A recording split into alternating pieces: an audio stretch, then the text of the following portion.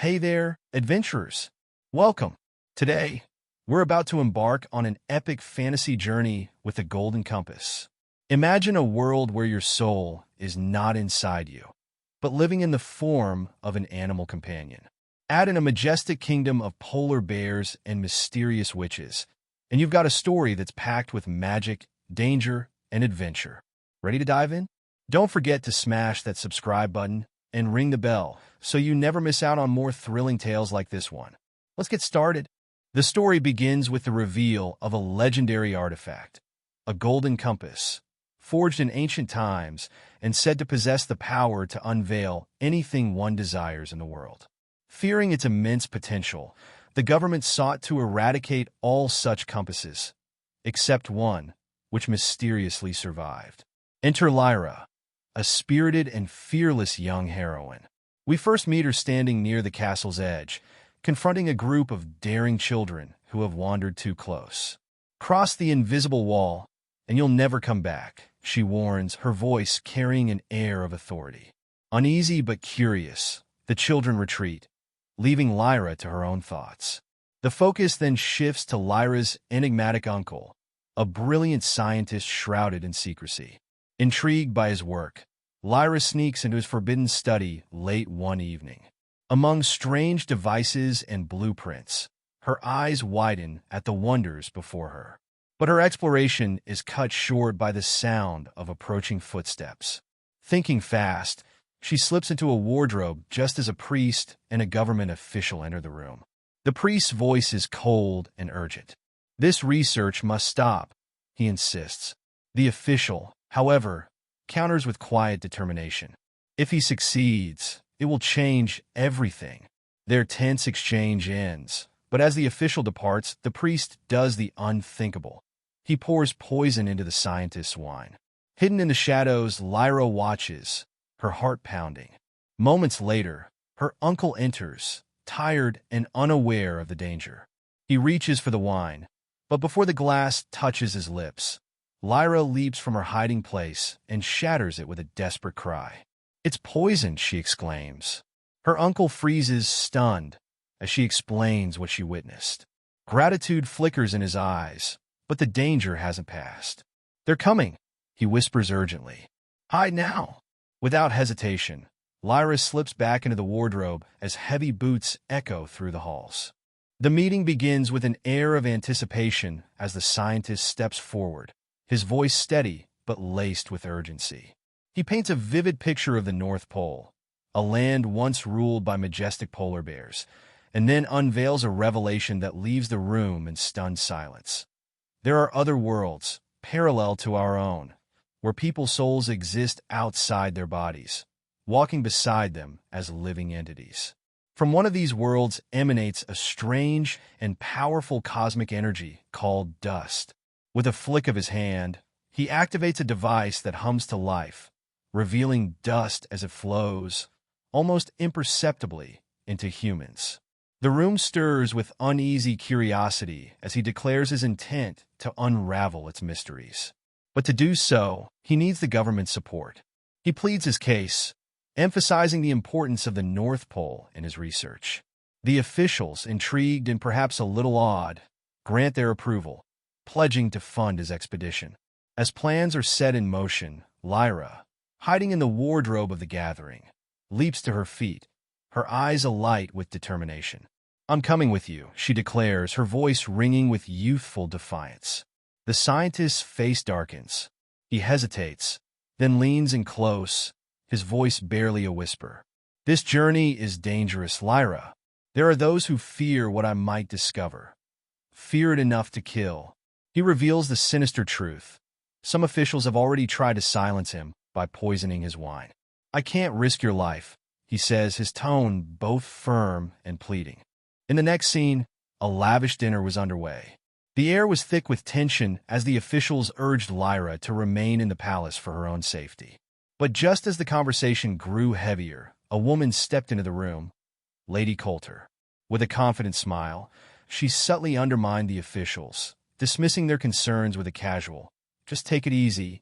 Lyra, intrigued by her boldness, couldn't help but feel drawn to her. Coulter then shared an extraordinary tale.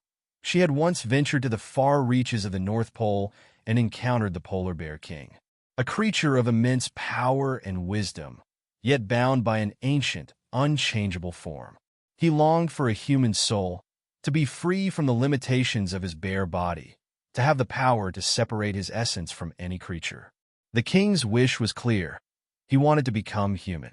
With a mysterious glint in her eye, Lady Coulter invited Lyra to join her on a journey to the North Pole, a journey that promised adventure and revelation. Without a moment's hesitation, Lyra, her curiosity piqued, agreed to go, her heart racing with the anticipation of what lay ahead. As the sun sets, casting long shadows across the palace grounds, Lyra's friend and a young child wander through the eerie twilight. Suddenly, from the darkness, a monkey pounces with unnatural speed, snatching the child's sole pet. The air crackles as the creature crushes the pet's neck. The child screams, feeling the sensation of the break deep within. A cold, menacing shadow begins to crawl across Lyra's friend, wrapping him in darkness. In a dimly lit chamber, a group of officials huddles together, whispering urgently. If the scientists' theories about another world, filled with cosmic powers, are proven true, the balance of power will shift. People will follow him, and with the dust, they'll gain powers that could challenge the very foundation of their rule. They must stop him. Enter Lady Coulter. She's been sent as the instrument of their will, tasked with silencing his discoveries before they can change everything. Lyra stands in her uncle's study, where an officer loyal to him hands her a gleaming compass. "This," he says, his voice heavy with meaning, "was given to you by your uncle. It will guide you, show you answers to questions you haven't even thought to ask." He leans in closer, eyes dark with caution. "But do not, under any circumstance, let Lady Coulter see it." The cold winds whip around the air balloon as Lyra and Lady Coulter begin their perilous journey north. Lyra stands at the front, her eyes wide with wonder, while Coulter watches, inscrutable and calm. Then the air grows thick. The same monkey from before, the one with eyes that seem to burn with unnatural knowledge, appears on the horizon. It's clear now. This is Lady Coulter's sole pet. She's the one who stole the child, who brought the darkness into their world.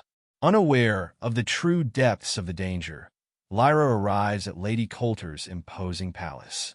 That night, alone in her room, Lyra can't resist the pull of the compass. She opens it. The needle spins wildly, then finally settles, pointing to Lady, to lightning, and to a child. The symbols dance before her eyes, yet all Lyra feels is confusion. What does it all mean? What truth is this compass trying to reveal?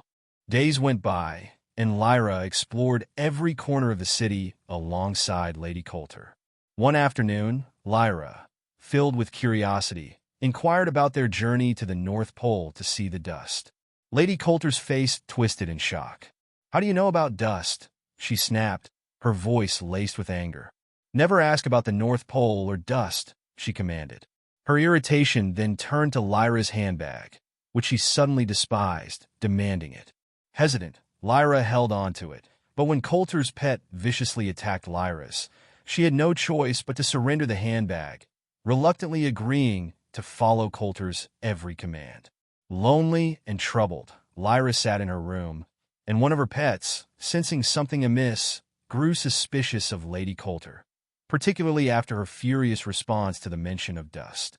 Driven by a sense of urgency, Lyra and her pet snuck into Coulter's office, where they uncovered a chilling truth. Coulter had kidnapped all the children. Upon realizing that Lyra had discovered her secret, Lady Coulter unleashed her pet monkey to seize the compass. But Lyra's pet fought back, managing to snatch it away before darting through the window, Lyra hot on its heels. The monkey gave chase, but as Lyra slammed the window shut, its hand became trapped, and its anguished screech echoed through the air, and it also felt by Lady Coulter. Lyra managed to escape the palace, but Lady Coulter quickly sent her men in pursuit. They caught up with her, ensnaring her in a net. Just as they closed in, a group of attackers emerged from the shadows, fighting off Coulter's men and rescuing Lyra. One of the attackers, a fierce woman, introduced herself and revealed that they were pirates. The woman led Lyra aboard a massive pirate ship where the pirate king, a towering figure, awaited. He explained that they had been watching Lyra ever since she left Coulter's palace, hoping to rescue her from the clutches of the cruel woman. The lady further disclosed that her own child had also been taken by Lady Coulter. Amid the tense conversation, Lyra revealed the golden compass.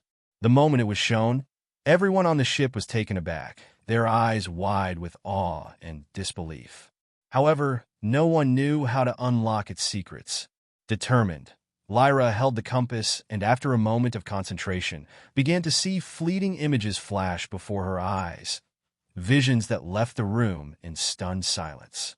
In the next scene, Lady Coulter, furious and relentless, sends a swarm of poisonous insects to eliminate Lyra. As the creatures swoop in, Lyra's pet springs into action, bravely attacking one of the insects and saving her. Another insect, however, gets trapped in a glass by Pirate. Pirate's king quickly seals it in a box, handing it to Lyra and instructing her to keep it safe. Its venom could prove useful in an emergency. Undeterred, Lyra and her companions continue their journey to the North Pole, determined to rescue the kidnapped children. During their travels, a mysterious witch suddenly appears before Lyra. The witch is drawn to the golden compass, intrigued by its power. She asks Lyra to use the compass to find out if it's truly capable of revealing the truth about someone on board the ship, someone she might love. Hesitant but curious, Lyra uses the compass. After a brief pause, she looks up and reveals that the Pirate King is the one the compass points to. The witch, stunned by the answer, nods in approval and in a softer tone, offers Lyra crucial information. She tells her the location of the children at the North Pole and assures her that help will come along the way. With a final, mysterious glance, the witch vanishes, leaving Lyra to ponder the strange encounter and the journey that lies ahead. As their journey continued, the group stopped in a village to gather supplies. While there, a man wearing a hat approached Lyra and inquired about their journey. She told him they were heading to the North Pole. He nodded thoughtfully and mentioned that polar bears would be invaluable for such a trip. He explained that one polar bear was nearby but was enslaved. He suggested that if Lyra helped the bear, it would repay her with deep gratitude. Lyra agreed, and together they went to find the bear. When they found it, the bear appeared weary and explained that it had been defeated in a battle with other polar bears. Seeking refuge in the village, it had been betrayed by the humans who had stolen its shield. Without it, the bear could not fight. Using her golden compass, Lyra quickly deduced that the shield was hidden in the village church. The bear, filled with renewed hope, rushed to the church, retrieved the shield, and emerged with a mighty roar, as powerful as a lion's. It approached Lyra and, with great reverence, promised that it would be forever grateful. The bear vowed that, should the need arise, it would give its life to protect her on her journey. In the next scene, the pirates and the polar bear traverse a dense forest as night falls. They set up a tent to rest, but Lyra, guided by her ever-growing curiosity, consults the alethiometer. The device repeatedly points to a solitary house. Driven by intrigue, Lyra and the polar bear secretly set off to investigate, leaving the others behind. As they journey through the dark, Lyra glimpses witches soaring across the night sky. Finally, they discover the house, and Lyra instructs the polar bear to wait outside while she ventures in alone. Inside, she is shocked to find a kidnapped child, frail and weakened. Realizing the child's dire state, Lyra calls on the bear for help. Together, they rescue the child and return to their camp. The reunion is bittersweet. While the child's mother is overjoyed, the boy remains weak, his spirit drained without his soul-bound demon. Just then, an ambush unfolds. Enemy forces attack their group. The pirates scramble for cover and retaliate, while the polar bear fiercely defends them. Amid the chaos, Lyra is kidnapped and whisked away to the polar bear kingdom. When the news reaches the group, the Hatman and Lyra's loyal bear set out on a perilous journey to rescue her. Along the way, the Hatman warns that confronting the polar bear king could cost them their lives. However, the bear, with unshakable resolve, declares his willingness to sacrifice everything for Lyra, who had once freed him from a life of enslavement. With gratitude and determination, he marches forward, ready to face the ultimate challenge to save her. In the next scene, Lyra enters the grand palace, surrounded by a sea of imposing bears. They part to allow her passage to their king. While approaching, Lyra formulates a bold plan and claims to the king that she is the soul of the polar bear he once defeated.